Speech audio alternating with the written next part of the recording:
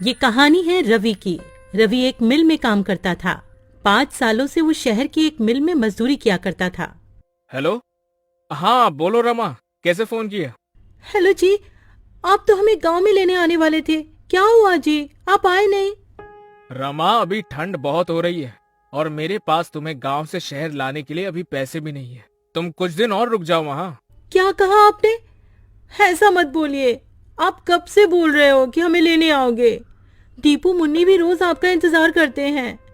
सुनिए जी, अगर आप कहें तो मैं खुद ही आ जाऊं क्या आपके पास बच्चों को लेकर? मेरे पास कुछ पैसे पड़े हैं, आप जो भेजते थे मैंने उसमें से बचाए हैं। अगर ऐसा है तो फिर आ जाओ, और तुम्हारे पास घर का पता तो है ही, वहाँ ही चले जाना। रमा अपने दोनों बच्चों को लेकर गांव से शहर के लिए निकल जाती है। उसके साथ उसकी बहन दिव्या भी होती है। रमा के माता पिता की मृत्यु के बाद अब वो बेचारी कहाँ जाती, इसलिए रमा उसे अपने साथ ही ले लेती है। ठंड का समय चल रहा था, दिसंबर का महीना, जिसमें कड़ाके की ठंड पड़ती है। रात होते ही रवि मिल से अपने घर को निकलता है। अरे यार, आज तो कुछ ज्यादा ही ठंड पड़ रही है। हाँ यार रवि, ये ठंडी ठंडी हवाएं और चारों तरफ पड़ती हुई धुंध, बहुत ही ठंड है भाई। चल जल्दी जल्दी घर चलते हैं। रवि अपने घर पहुंचता है। वो एक झोपड़ी में रहता था। रवि अपने बच्चों को देखकर बहुत खुश हो जाता है। वहीं वो अपनी साली दिव्या को भी देखता है। अरे दिव्या, तुम यहाँ? ओह अच्छा, याद आया। कोई बात नहीं, अब तुम हमेशा ही हमारे साथ रहना। पापा, मुझे आपकी बहुत याद आ रही थी। हाँ पापा, आप हमें लेने क्यों नहीं आए? बच्चों, मुझे थोड़ा सा काम था। तुम दोनों ने कुछ खाया? हाँ जी, मैंने दाल चावल बनाए थे। आप भी हाथ मुंह धो लो, मैं आपके लिए भी खाना लगा देती हूँ। खाना पीना खाने के बाद सभी लोग फर्श पर सो जाते हैं। यहाँ रवि के पास बस एक ही कंबल होता है। अब पांचों लोग नींद में उस कंबल को अपनी अपनी तरफ खींचते हैं। एक तरफ रमा और रवि लेटे हुए थे, दूसरी तरफ दोनों बच्ची और दिव्या लेटी हुई थी। रमा को ठंड लग रही होती है तो वो सारा कंबल अपनी ओर खींच लेती है। ठंड तो उस समय सबको लग रही होती है, ठंड जो इतनी कड़ाके की पड़ रही होती है। तभी रवि उठकर देखता है कि उसके बच्चे और उसकी साली दिव्या ठंड से कांप रहे होते हैं और सारा कंबल रमा ने ओढ़ा हुआ होता है। रमा, उठो उठो जल्दी। क्या हुआ जी, आप जाग क्यों रहे हो? वहाँ देखो। रमा अपने बच्चों और बहन की तरफ देखती है और वो घबरा जाती है। उसके बच्चे और बहन ठंड से कांप रहे होते हैं। हाँ जी, आप देख क्या रहे हो? जल्दी से कंबल बच्चों पर डाल दो ना, ठंड बहुत है। रवि सारा कंबल बच्चों और दिव्या पर डाल देता है और रवि और रमा दोनों ही बिना कंबल के ठंड से ठिठुर के सो जाते हैं। सुबह रवि और रमा दोनों ही जल्दी उठ जाते हैं। रमा, तुम ठीक तो हो ना? तुम्हें सर्दी तो नहीं हो गई? रात को बहुत ज्यादा ठंड थी, मैं इसीलिए तुम सबको यहाँ नहीं बुलाना चाहता था। मेरे पास तुम्हें ठंड से बचाने के लिए कपड़े भी नहीं है, मुझे माफ कर दो। हाँ जी, आप क्यों माफी मांग रहे हो? आप चिंता मत करो, मैं बिल्कुल ठीक हूँ। आप तैयार हो जाइए, आपको मिल भी तो जाना है। मिल जाते हुए रवि परेशान सा लग रहा होता है। वो सोच रहा था कि मालिक से एडवांस पैसे ले लेगा, जिससे वो एक और कंबल खरीद कर ले आएगा। लेकिन जब वो मिल जाकर देखता है तो मिल में जोरों की आग लगी हुई होती है। वो अपने दोस्त प्रीतम से पूछता है, प्रीतम, ये मिल में आग कैसे लग गई है? ये कैसे हुआ?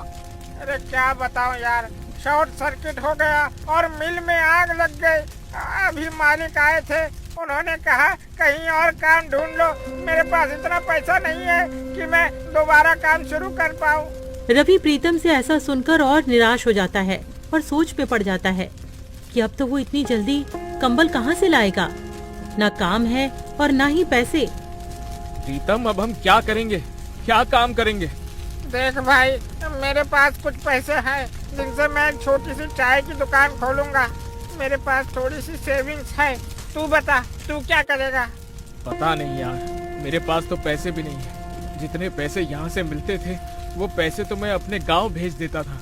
अब तो मेरे पास एक फूटी कौड़ी तक नहीं है। चल, मैं घर चलता हूँ, फिर मिलेंगे यार। रवि घर आ जाता है। उसे देखकर रमा समझ जाती है कि कुछ तो बात हुई है। रमा अभी तो कुछ नहीं कहती है। जब बच्ची और बहन खाना खा के सो जाते हैं तब रमा कहती है, क्या हुआ जी, जब से आए हो आप परेशान लग रहे हो, क्या बात है, बताओ ना मुझे। रवि रमा को सारी बात बता देता है। रमा भी रवि को ऐसे उदास देखकर खुद भी उदास हो जाती है और कहती है, हाजी आप इतना परेशान क्यों हो रहे हो? सब ठीक हो जाएगा, भगवान पर भरोसा रखो। मेरे पास कुछ पैसे बचे हैं, उनसे आप थोड़ी सी रुई और कपड़ा ला देना। मैं उससे एक रजाई बना लूंगी, उसके बाद आप काम ढूंढने चले जाना। सुबह होते ही रवि रमा को रुई और कपड़ा देकर वहां से चला जाता है और रमा रुई को कपड़े में भरकर रजाई की तरह सिल रही होती है। तभी, दीदी क्या हुआ, सब ठीक तो है ना? जब से हम यहाँ आए हैं जीजा जी कुछ दुखी से रहते हैं, क्या उसकी वजह मैं हूँ? अरे दिव्या, तू पागल है क्या? ऐसा कुछ भी नहीं है। तू तो जानती है ना, तेरे जीजा जी तो ऐसे नहीं है जैसा तू सोच रही है। वो तो उनकी मिल में आग लग गई है, वो इसीलिए परेशान है। तू ज्यादा अपना दिमाग मत चला। हाँ, जाकर अब अपना काम कर। रमा एक सुंदर सी रजाई बना देती है। उधर रवि पूरे दिन यहाँ वहाँ काम ढूंढता है, पर उसे कोई काम नहीं मिलता है। वो निराश होकर घर आ जाता है। रवि घर आकर देखता है रमा ने एक सुंदर सी रजाई बना ली होती है। अरे वाह रमा, तुमने तो बहुत ही सुंदर रजाई बनाई है। अरे तुम तो बहुत ही अच्छी रजाई बनाती हो। जी, वो गांव में खाली समय में मैंने रजाई बनाना सीख लिया था। आप बताइए, कहीं काम मिला क्या आपको? नहीं रमा, बहुत ढूंढा पर कहीं कोई काम नहीं मिला। कल फिर जाऊंगा, देखते हैं, कहीं कुछ न कुछ काम मिल ही जाएगा। रमा बच्चों को नई रजाई में सुला देती है और खुद दोनों मियाँ बीवी पुराने कंबल में सो जाते हैं। अगले दिन रवि का दोस्त प्रीतम रवि का हाल पूछने उसके घर आया हुआ होता है। तभी, अरे वाह रवि, ये रजाई तो बहुत अच्छी है, कहाँ से लाए हो? अरे प्रीतम, मैं ये कहीं से लाया नहीं हूँ। ये रजाई तो तेरी भाभी ने बनाई है। क्या कह रहे हो? ये रजाई भाभी ने बनाई है? भाई, ये तो बिल्कुल वैसी ही रजाई है जो दुकानों में मिलती है। अरे वाह भाभी जी, आप तो बहुत ही बड़ी कलाकार हैं। अरे तू वो सब छोड़, ये बता तेरी चाय की दुकान का क्या हुआ? हाँ भाई, मैं इसीलिए तो आया हूँ। मैंने हाईवे पर एक चाय का स्टॉल खोला है। तू बता, तेरा क्या हुआ? कहीं पर काम मिला कि नहीं? नहीं भाई, अभी तो मुझे कहीं भी कोई काम नहीं मिला। मिल जाएगा, वैसे भी मैं ढूंढ तो रहा ही हूँ। अच्छा, अब भाभी एक रजाई मेरे लिए भी बना देना, मुझे ये रजाई बहुत पसंद आई है। जी भाई साहब, मैं आपके लिए भी एक ऐसी ही रजाई बना दूंगी, आप ले जाना। अच्छा रवि, तुम एक काम क्यों नहीं करते हो? क्यों ना तुम रजाई बेचना शुरू कर दो। भाभी जी बहुत अच्छी रजाई बनाती है, लोग खूब खरीदेंगे ऐसी रजाई। तुम बोल तो ठीक ही रही हो, अभी तो मेरे पास कोई और काम नहीं है और ठंड भी बहुत पड़ रही है। चलो ऐसा ही करके देखता हूँ कुछ दिन। पर प्रीतम, मैं ये रजाई बेचूंगा कहाँ? हाईवे पर मेरे चाय के स्टॉल के पास तुम भी रजाई बेच सकते हो। पर प्रीतम, एक और दिक्कत है, मेरे पास पैसे भी नहीं है सामान लाने के लिए। अरे तुम चिंता मत करो, ये लो पैसे, इनसे तुम सामान ले आना है। ठीक है, फिर मैं आज ही रजाई बनाने का सामान ले आता हूँ। क्यों रमा, ठीक है ना? आप जैसा भी कहो, मैं तो आपके साथ कोई भी काम करने को तैयार रहती हूँ। रवि और प्रीतम दोनों चले जाते हैं। रवि बहुत सारी रुई और कपड़ा घर ले आता है। उसके बाद रमा रजाई बनाने का काम शुरू कर देती है। रवि के साथ साथ रमा की बहन दिव्या भी उसकी मदद कर रही होती है और बच्चे भी रजाई में रुई भरने में लगे हुए होते हैं। 2 से 3 दिन में सबने मिलकर 10 रजाइयां बना ली होती हैं और रवि सारी रजाइयां लेकर हाईवे पर प्रीतम के बगल में ही बेचने लगता है और देखते ही देखते उसकी रजाइयां बिकने लगती हैं। वो रजाइयां बहुत सुंदर लग रही होती हैं, जिसकी वजह से लोग खरीदने आ रहे होते हैं। देखा तुमने रवि, बिक गई ना सारी रजाइयाँ। अब तो बस रजाइयाँ बनाते रहो। रवि घर जाकर रमा को सारी बात बता देता है। रमा बहुत खुश हो जाती है और रवि और रजाइयां बनाने की तैयारियां करने लगता है और रवि का रजाइयों का कारोबार खूब अच्छा चलने लगता है। इस तरह रवि अपना खुद का काम करने लगता है और अपने परिवार की सारी जरूरतों को पूरा करता है। गरीब पर ठंड का कहर। रामू एक बहुत गरीब मजदूर था, जिसके घर में उसकी पत्नी मधु और बेटी रानी रहा करती थी। पर अब गर्मियों का मौसम जाने को था और सर्दियों का मौसम आने को था। लेकिन रामू टूटी फूटी झोपड़ी में रहता था, जिसकी खिड़की से हवा आती थी और छत से भी। एक दिन रामू की पत्नी मधु रामू से कहती है कि सुनिए जी, ठंड आने वाली है और ठंड में घर के अंदर बहुत हवा आती है, तो आपको घर की मरम्मत करवानी चाहिए। और रामू उसे कहता है कि मैं कल जाकर अपने मालिक से कुछ पैसे उधार ले आऊंगा ताकि हम अपने घर की मरम्मत करवा सके। यूं ही एक दिन बीत जाता है और अगली सुबह रामू अपनी मजदूरी के काम पर जाता है और वो जिसके पास काम कर रहा था उस मालिक से कहता है कि साहब जी, अगले महीने से ठंड आ रही है और मेरे घर की छत टूटी हुई है जिससे कि घर में हवा आती है, और अगर मैंने जल्दी उसे ठीक नहीं करवाया ना तो ठंड में बहुत दिक्कत हो जाएगी। रामू की बात सुन मालिक कहता है, अरे तो उसमें मैं क्या करूं? रामू कहता है, मालिक आप थोड़े पैसे उधार दे देते तो मैं अपने घर की मरम्मत करवा लेता। मालिक कहता है कि अरे अभी तो तूने उतना काम भी नहीं किया है जो मैं तुझे उधार दे सकूं, अभी मेरे पास पैसे नहीं है। रामू कहता है, मालिक ऐसा मत करो, आप मुझे कुछ पैसे उधार दे दो, मेरी एक छोटी बच्ची है, मैं और मेरी पत्नी तो ठंड सह लेंगे पर मेरी बेटी नहीं सह पाएगी। रामू की लाख मिन्नतें करने पर भी उसे पैसे नहीं देता है और बेचारा रामू उदास शाम को घर लौट आता है। रामू के घर आते ही उसकी पत्नी मधु उससे पूछती है कि क्या आप मालिक से पैसे लाए? तो रामू उसे बताता है कि मालिक ने पैसे देने से मना कर दिया है। जिसके बाद मधु भी अब परेशान हो जाती है। दोनों ही इस बात को लेकर काफी परेशान हो गए थे कि अब सर्दियों में उनका गुजारा कैसे होगा। अब रामू मधु से कहता है कि अभी ठंड आने में पूरा 1 महीना बाकी है, तो मैं अगले महीने की 1 तारीख को अपने मालिक से पैसे के लिए बोलूंगा और तब शायद मालिक मना न करे। और ये सुन मधु कहती है कि हाँ, ये सही रहेगा। यूं ही रामू को मजदूरी करते हुए 1 महीना और बीत जाता है और जब रामू अपने मालिक से कहता है, मालिक अब तो पूरा 1 महीना हो गया है और थोड़ी थोड़ी ठंड भी होने लगी है, अरे अब तो आप मुझे मेरी मजदूरी के पैसे दे दो ताकि मैं उन पैसों से अपने घर की मरम्मत करवा लूं। रामू के इस बार पैसा मांगने पर भी मालिक फिर से कोई नया बहाना कर देता है और कहता है कि अभी मेरे पास सिर्फ ये 500 रुपए हैं, इससे ज्यादा नहीं है। 500 रुपए देखकर रामू कहता है कि मालिक मैंने तो इस महीने एक भी छुट्टी नहीं की, उस हिसाब से तो मेरे ज्यादा पैसे बनते हैं। लेकिन मालिक उसे अपनी बातों में फंसा देता है और रामू के ज्यादा बहस करने पर उसे काम से धक्के मारकर निकाल देता है। रामू कम पैसे मिलने और काम से निकाले जाने के बाद बहुत परेशान हो जाता है।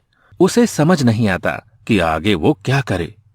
यूं ही सोचते सोचते वो अपने घर पहुंच जाता है, जिसे यूं निराश देख मधु कहती है, क्या हुआ, आप पैसे नहीं लाए क्या?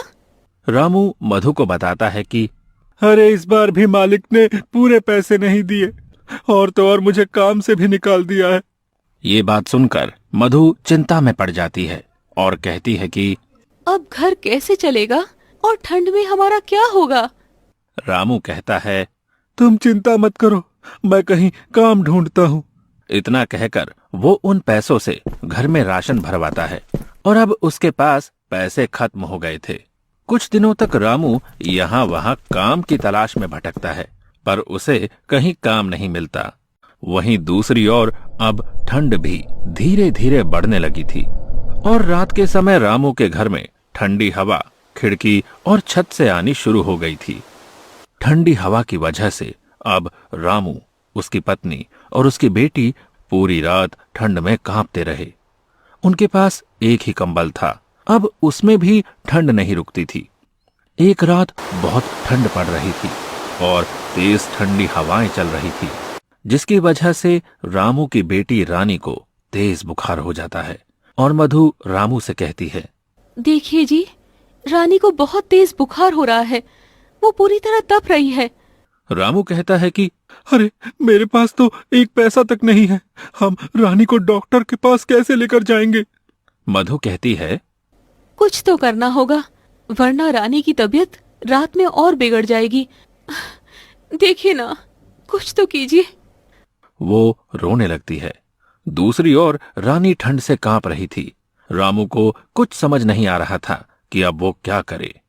अब रामू रानी को अपनी गोद में उठाता है और हॉस्पिटल की ओर निकल जाता है। मधु भी उसके पीछे पीछे चल पड़ती है। बहुत दूर तक पैदल चलते चलते दोनों थक जाते हैं और रामू रानी को लेकर एक पेड़ के पास बैठ जाता है और रोने लगता है।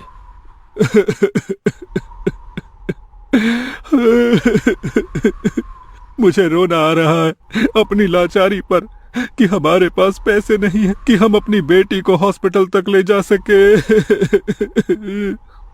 रानी के दिल की धड़कनें अब तेज हो रही थी और फिर से रामू उठता है और अपनी बेटी को लेकर हॉस्पिटल की ओर चल देता है।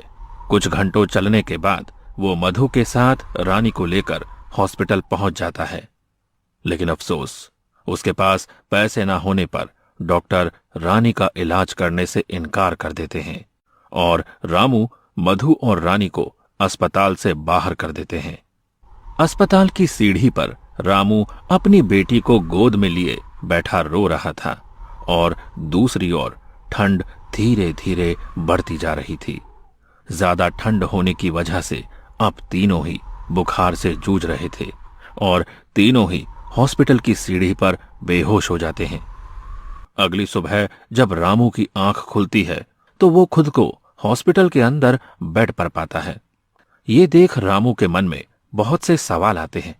अरे, मैं अंदर कैसे आया? मुझे कौन लाया? और मधु और रानी कहाँ है? इतने में उसके सामने वो डॉक्टर आता है जिसने उसकी बेटी को पैसा ना होने की वजह से एडमिट नहीं किया था और रामू उससे सवाल करता है कि मुझे अंदर कौन लाया?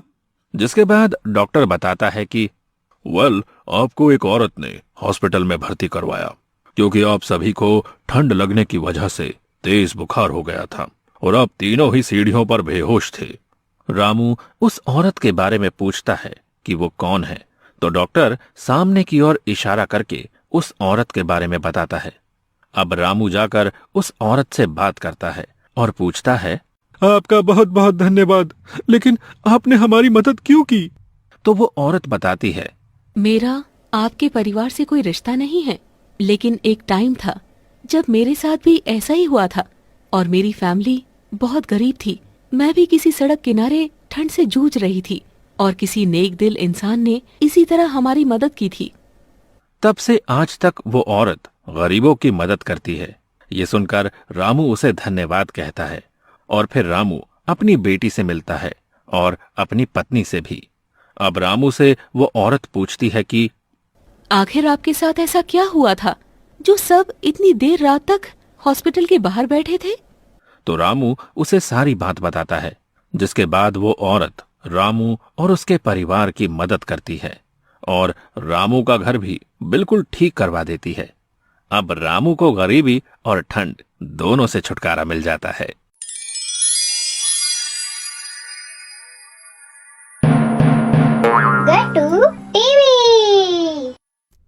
गांव के बीचों बीच एक बड़ा सा घर होता है जहां एक परिवार रहा करता था जिसमें श्यामू और सीमा रहा करते थे। श्यामू के घर में उसके माता पिता और उसका बड़ा भाई भी अपनी पत्नी के साथ रहा करते थे। श्यामू का बड़ा भाई राजीव शहर की एक बड़ी कंपनी में काम किया करता था, इसलिए उसका रहन सहन भी वैसा ही होता है। वहीं दूसरी तरफ श्यामू बिल्कुल सिंपल स्वभाव का होता है जो गरीबी में ही अपना गुजर बसर किया करता था। श्यामू की पत्नी सीमा श्यामू का हर कदम पर साथ दिया करती थी। उन दोनों की जिंदगी गरीबी में भी खुशी से बीत रही होती है। श्यामू के माता पिता को गरीबी से चिढ़ होती है। उन्हें तो अमीरों वाली जिंदगी ही अच्छी लगती है और वो अमीरों की तरह ही अपना जीवन जीते हैं। एक दिन उनका बड़ा बेटा अपने माता पिता और सबके लिए बहुत सारे गिफ्ट लेकर आता है। माँ, बाबूजी, देखिए मैं आप दोनों के लिए अच्छे कपड़े लेकर आया हूँ। अरे वाह बेटा, इस घर में सिर्फ तू ही है जो हमारा इतना ध्यान रखता है। श्यामू को तो हमारी कोई चिंता ही नहीं है।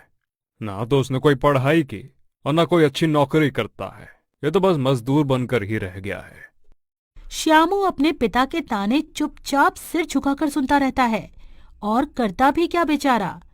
पर उसकी पत्नी सीमा से नहीं सुना गया। वो बोलती है, बाबूजी, ये पूरे दिन तो खेत में मेहनत करते ही हैं। अगर आप अपने बेटे को हौसला नहीं देंगे तो वो कैसे तरक्की करेंगे? जब माता पिता ही ऐसे ताने मारेंगे तो बाहर वाले तो बोलेंगे ही ना। आपको अपने बेटे को सपोर्ट करना चाहिए। अब तो सिखाएगी माँ बाबूजी को क्या करना चाहिए और क्या नहीं। वो हमसे बड़े हैं, उन्हें सब पता है, समझी?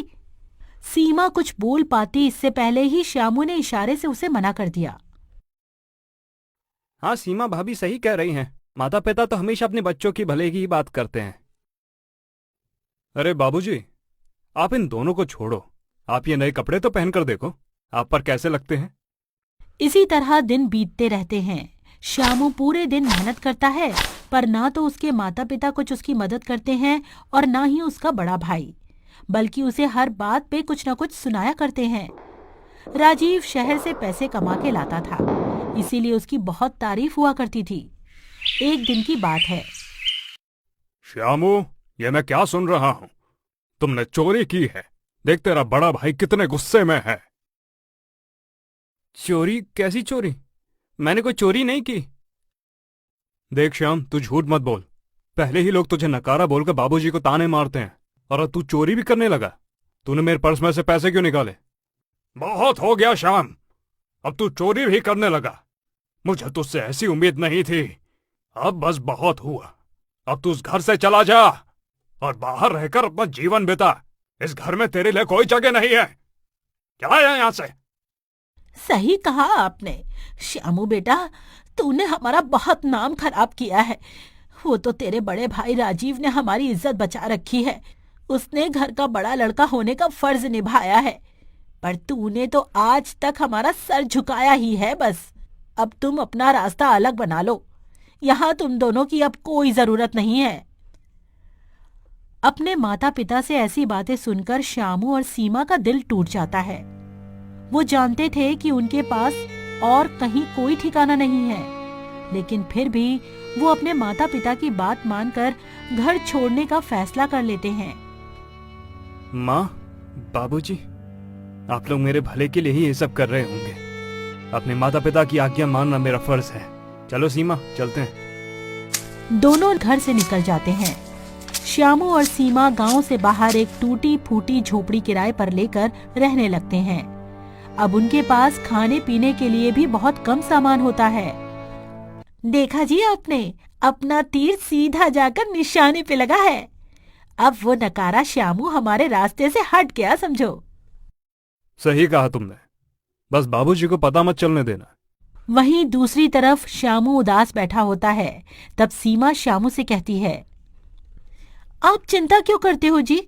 हम दोनों फिर से खूब मेहनत करेंगे और फिर से अपनी नई जिंदगी बनाएंगे और अपने सपने पूरे करेंगे। तुम ठीक कहती हो सीमा। मेहनत और ईमानदारी से एक दिन हमें जरूर कामयाबी मिलेगी। फिर क्या था, रामू दिन रात मेहनत करने लगता है।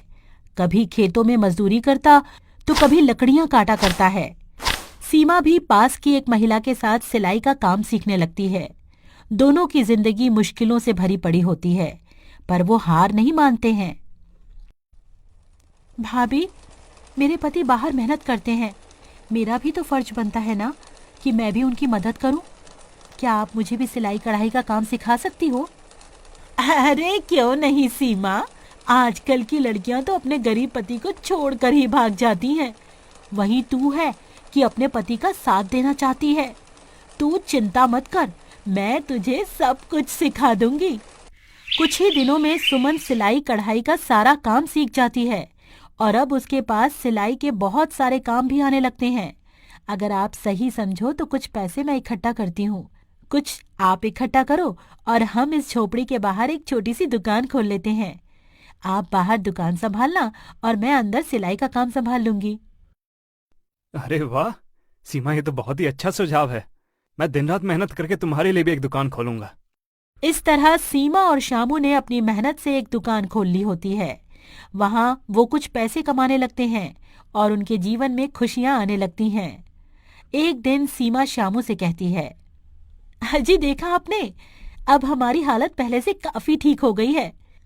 मुझे तो यकीन है कि हम एक दिन अपने सारे सपने जरूर पूरे कर लेंगे।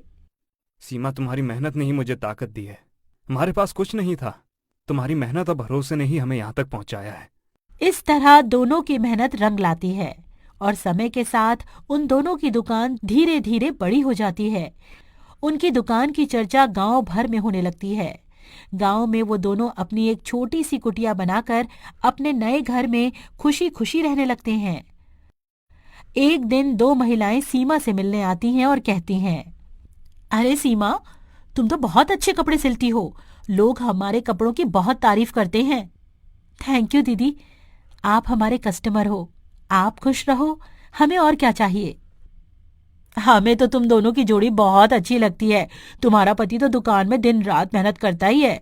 तुम भी अपने पति के साथ कंधे से कंधा मिलाकर उसका साथ देती हो। ऐसी लड़की आजकल कहाँ मिलती है। बड़ा खुश नसीब है श्यामू कि उसे तुम्हारे जैसी पत्नी मिली। वहीं गांव में कुछ महीनों के बाद गांव में भाई का कारोबार धीरे धीरे डाउन होने लगता है।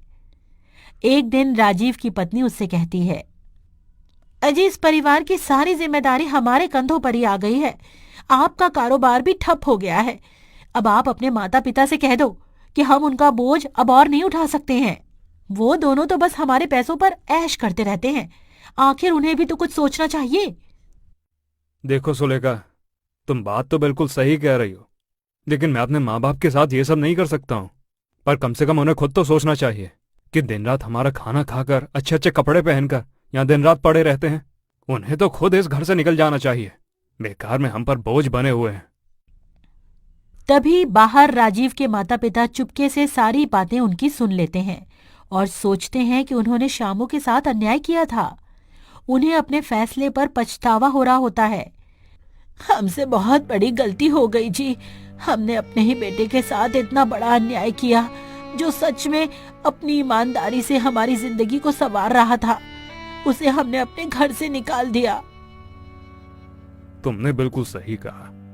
हम राजू को कुछ भी बोल देते थे तो वो हमें उल्टा जवाब नहीं देता था, बस सर नीचे करके हमारी बातें सुनता रहता था। मेरे सारे तानों को मेरा बेटा सर झुका के सुनता रहता था। पर राजीव और उसकी बहू हमारे बारे में कितना बुरा सोचते हैं। हमने तो ये कभी सपने में भी नहीं सोचा था कि ये दोनों हमारे बारे में इतना बुरा सोचते होंगे। चलो श्यामू और छोटी बहू से माफी मांग लेते हैं। उम्मीद है कि वो हमें माफ कर देंगे। उसी दिन श्यामू के माता पिता श्यामू के नए घर पर आ जाते हैं। बेटा, हमें माफ कर दे। हमने तुम्हारे साथ बहुत बुरा किया। तुम सही थे। हमें तुम्हारी मेहनत को समझना चाहिए था। माँ, बाबूजी, जिंदगी में हर किसी से कोई ना कोई गलती तो होती ही है, और आप हमारे माता पिता हैं और हमारे दिल में हमेशा आपके लिए इज्जत रहेगी। हम एक नई शुरुआत करेंगे जिसमें हम सब एक साथ रहेंगे। और वैसे भी अगर आप मुझे घर से बाहर नहीं निकालते तो हम इतने कामयाब नहीं हो पाते। हाँ बाबूजी, अब हम सब साथ में रहेंगे और मिलकर खुशियां बांटेंगे।